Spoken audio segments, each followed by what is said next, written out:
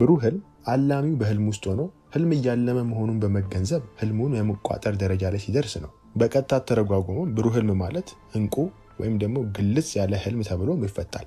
ብሩህ ህልም በዘፈቀደ ሊከሰት ይችላል።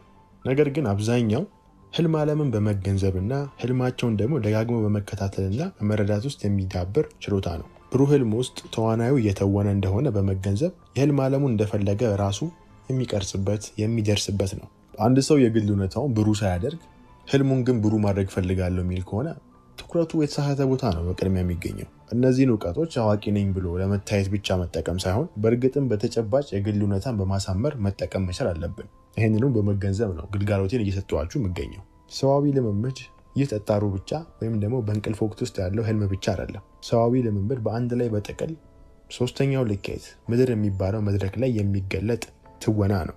በህልም ውስጥ ነቅታችሁ ህልማችሁን መቋጠር እንደምትችሉ ሁሉ በዚህ በአካላዊ ልምምድ ላይም ደግሞ እውነታችሁ ላይ ነቅታችሁ እውነታችሁን ማሳመር አቅም አላችሁ።